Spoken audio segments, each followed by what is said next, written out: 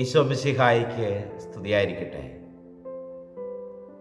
ഈശോയുടെ തിരുപ്പിറവിക്കായിട്ട് നമ്മളെല്ലാവരും ഒരുങ്ങുകയാണ് അല്ലേ?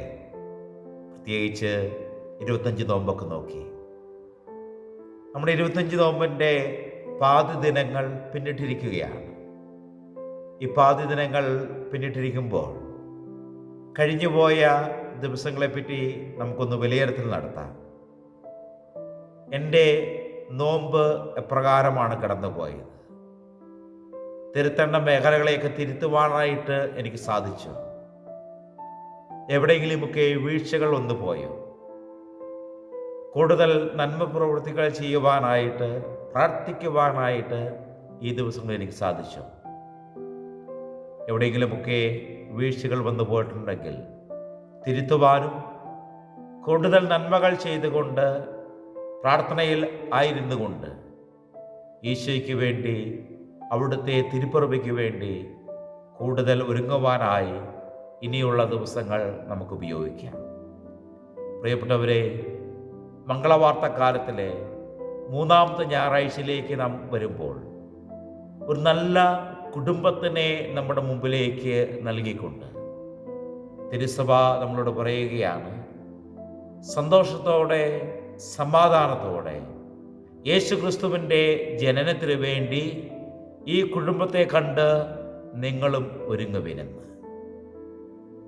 ഈ കുടുംബം മറ്റാരുടേതുമല്ല, വിശുദ്ധനായ സക്രിയായുടെയും വിശുദ്ധയായ എലിസബത്തിൻ്റെയും ഈശോയ്ക്ക് വഴിയൊരുക്കിയ സ്നാപകയോഹന്നാൻ്റെയും ചെറിയ കുടുംബമാണ്. വളരെ ഭംഗിയായി ജീവിച്ചിരുന്ന ആ കുടുംബത്തിന് ഭൗതികമായ ഒരു ദുഃഖമുണ്ടായി. ആ ദുഃഖം കുഞ്ഞുങ്ങളില്ല എന്നതായിരുന്നു. പക്ഷേ ഒരിക്കൽ പോലും പരാതി പറയാതെ ദൈവത്തിൻ്റെ പ്രമാണങ്ങളും കൽപ്പനകളുമൊക്കെ കൃത്യമായി നിറവേറ്റിയിരുന്ന സക്രിയായുടെയും എലിസബത്തിൻ്റെയും ജീവിതത്തിലേക്ക് ദൈവം ഒരു കുഞ്ഞിനെ നൽകുകയാണ്. 2 ആഴ്ച മുമ്പ് സുവിശേഷത്തിൽ ഈ സ്നാപകയോഹന്നാൻ്റെ ജനനത്തെ പറ്റിയുള്ള അറിയിപ്പ് നമ്മൾ കേട്ടു. ജനനത്തിൻ്റെ അറിയിപ്പ് കിട്ടുന്നത് സക്രിയയ്ക്കാണ്. സക്രിയ പുരോഹിത ശുശ്രൂഷ ചെയ്തുകൊണ്ടിരിക്കുമ്പോൾ ദൈവത്തിൻ്റെ മാലാഹ ഈ ജനനത്തെ പറ്റിയുള്ള അറിയിപ്പ് നൽകുന്നു. തൻ്റെ പൗരോഹിത്യ വിധപ്രകാരമുള്ള ശുശ്രൂഷ പൂർത്തിയാക്കി ദേവാലയത്തിൽ നിന്ന് സ്വന്തം ഭവനത്തിലെത്തിയ സക്രിയ തൻ്റെ പ്രിയപ്പെട്ട ഭാര്യ എലിസബത്തുമായി തനിക്ക് ലഭിച്ച ദർശനം അവതരിപ്പിക്കുകയാണ്. പ്രിയപ്പെട്ടവരെ, നമുക്കറിയാം, ദൂതൻ്റെ വാക്കുകൾ ഒരു നിമിഷം അവിശ്വസിച്ചതുകൊണ്ട് ദൂതൻ സക്രിയായുടെ സംസാരശേഷി എടുത്തു മാറ്റിയിരുന്നു. എന്നിട്ടും വളരെ കൃത്യമായി തനിക്ക് ലഭിച്ച ഈ അറിയിപ്പ് എലിസബത്തിനെ പറഞ്ഞ് മനസ്സിലാക്കുവാനായിട്ട് സക്രിയായ്ക്ക് സാധിച്ചു. അല്ലെങ്കിൽ സക്രിയായുടെ ഹൃദയത്തിൻ്റെ വിചാരങ്ങൾ മനസ്സിലാക്കുവാനായിട്ട് എലിസബത്തിന് സാധിച്ചു. വളരെയേറെ ആഴമായ സ്നേഹബന്ധമുള്ളത് കൊണ്ടാണ് ആ ദമ്പതികൾക്ക് പരസ്പരം മനസ്സിലാക്കുവാനായിട്ട് സാധിച്ചത്. സക്രിയായിക്ക് ഈ ദർശനമുണ്ടായ വിവരം അറിഞ്ഞപ്പോൾ എലിസബത്ത് അതിനോട് സഹകരിച്ചത് കൊണ്ടാണ് അവർക്ക് അവരുടെ വാർദ്ധക്യത്തിൽ സന്തോഷം ലഭിക്കുന്ന ഒരു കുഞ്ഞ് ഉണ്ടായി. പ്രിയപ്പെട്ടവരെ, ദമ്പതിമാർ പരസ്പരം മനസ്സിലാക്കണമെന്നും സ്നേഹിക്കണമെന്നും ആഴത്തിലുള്ള ബന്ധങ്ങളിലൂടെ അവരുടെ ജീവിതത്തിൽ നഷ്ടപ്പെട്ടു പോയ സന്തോഷങ്ങളെല്ലാം വീണ്ടെടുക്കുവാൻ സാധിക്കുമെന്നും സുവിശേഷം നമുക്ക് പറഞ്ഞു തരികയാണ്. ഈ കാലഘട്ടത്തിൽ നമുക്ക് നഷ്ടപ്പെട്ടു പോകുന്നത് പരസ്പരം മനസ്സിലാക്കുവാനുള്ള ശക്തി നഷ്ടപ്പെട്ടു പോകുക എന്നുള്ളതാണ്. അവിടെയാണ് സക്രിയായും എലിസബത്തും വളരെ നല്ല മാതൃകയായിട്ട് നമുക്ക് നിൽക്കുന്നത്. പരസ്പരം മനസ്സിലാക്കി സ്നേഹിച്ച് അവർ ജീവിച്ചപ്പോൾ അവരുടെ ജീവിതത്തിലെ ദുഃഖം മാറ്റപ്പെടുകയാണ്. സുവിശേഷത്തിലൂടെ നമ്മൾ കടന്നു പോകുമ്പോൾ ഈ സക്രിയായിക്കും എലിസബത്തിനും ഒരു കുഞ്ഞ് ജനിക്കുന്നത് കണ്ട് അയൽക്കാരെല്ലാം സന്തോഷിച്ചെന്നാണ് പറയുന്നത്. പ്രിയപ്പെട്ടവരെ, ഈ ക്രിസ്മസ് കാലഘട്ടത്തിൽ നമ്മുടെ ജീവിതത്തിലും വളർത്തിയെടുക്കാൻ പറ്റുന്ന നല്ലൊരു ഗുണമാണ് അയൽക്കാരുടെ സന്തോഷങ്ങളിൽ അവരോടൊത്ത് സന്തോഷിക്കുവാൻ, അവരുടെ ദുഃഖങ്ങളിൽ ആശ്വാസമേകുവാനും സാധിക്കുന്ന വ്യക്തികളായി മാറുവാനായിട്ട് നമുക്ക് പരിശ്രമിക്കാം.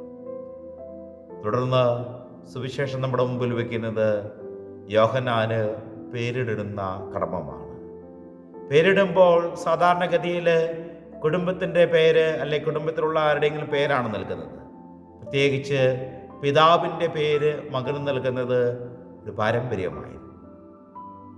എന്നാൽ ഈ സക്രിയായുടെ ഹൃദയത്തിൻ്റെ വിചാരങ്ങൾ അറിഞ്ഞിരുന്ന എലിസബത്ത് പറയുകയാണ്, അവൻ്റെ പേര് സക്രിയ എന്നല്ല, യോഹന്നാൻ എന്ന് വിളിക്കപ്പെടും.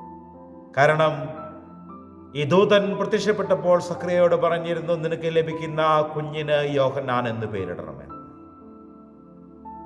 അയൽക്കാരെല്ലാവരും സക്രിയയോട് ചോദിക്കുമ്പോഴും ഒരു കൽപ്പലകയിൽ അവനും എഴുതി വയ്ക്കുകയാണ് അവൻ്റെ പേര് യോഹന്നാൻ എന്ന്.